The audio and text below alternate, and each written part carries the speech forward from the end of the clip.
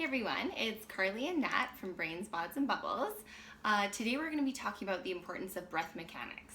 Yeah, so I work in movement recovery, and this is the first fundamental that we go over, which sounds kind of silly because obviously we can all breathe, like we can all stay alive, right? But skewed mechanics of breathing can actually negatively affect things like our immune system, our posture, how our core engages. So let's talk about breath. So we all know you inhale and you exhale, right? I'm very aware of my breath right now. Are you? Yeah. Overly aware. Okay, perfect. How am I So breathing? I know. Are you checking in? So a lot of dysfunction that I see, and it's typically because of stress, but a lot of us can be shoulder breathers. So this is an exaggeration, but and then down. So it'd be a lot more subtle than that, but that's something we see. Another thing or another dysfunction that people have is being chest breathers. So you can't really see, but breathing out. Okay.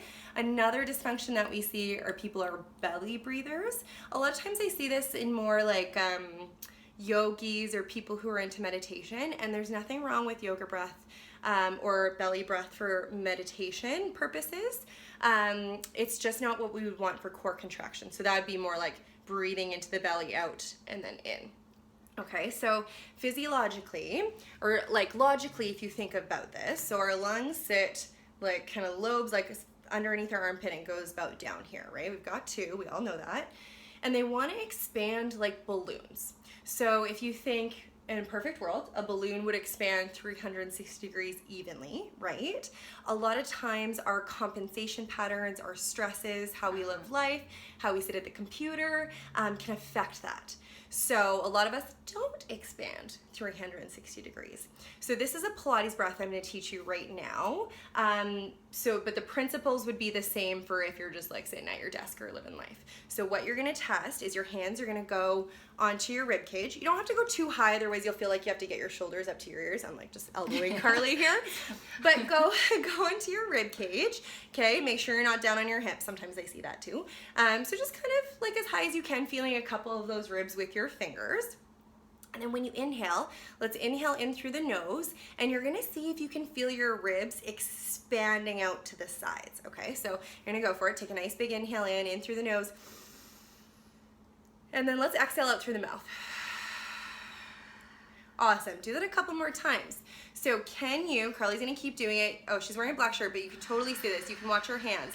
That's not her like hands faking it, that's actually her ribs and her lungs moving, okay? So that's ideal. Feels Perfect really good, world. actually. Doesn't that feel nice? It feels really nice. Oh my gosh, and you can use this to go to sleep too. So I'll talk about that after. But yeah, you want to feel those lungs expand laterally or almost like an accordion expanding out.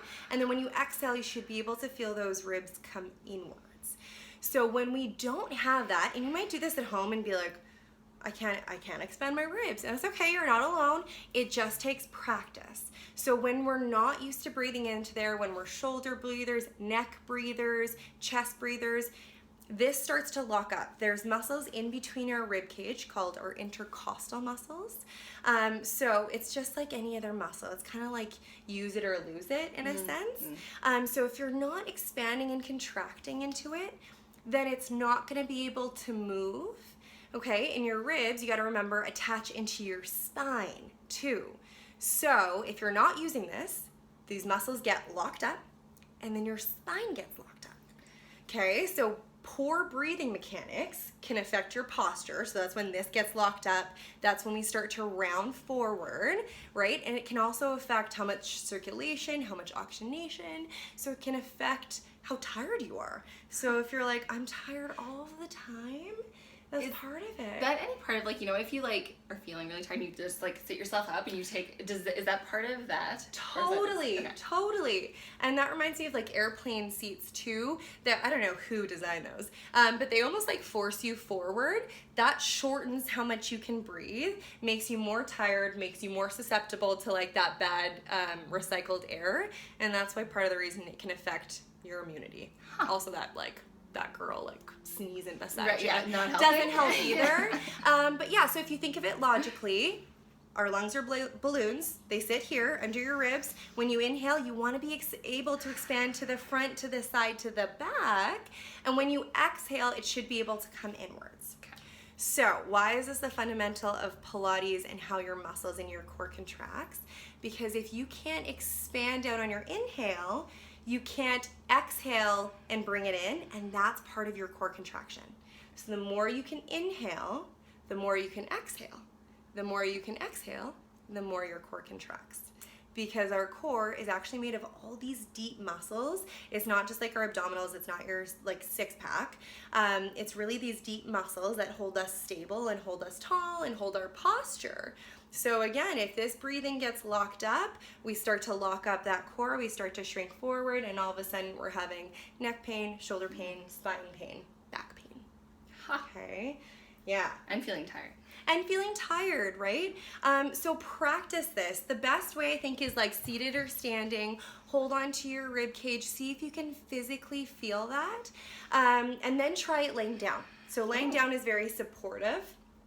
And inhale, see if you can still get that expansion. You might even think of like almost puffing your back into the mat a little bit, and then exhaling in. So, and as you exhale, see if you can feel, that core start to engage a little bit, all right? Don't go crazy, because there's a such thing as too much. Okay. A lot of people can overdo it. They try and engage their core, but then they start to overuse their back, and all of a sudden their back comes off the mat.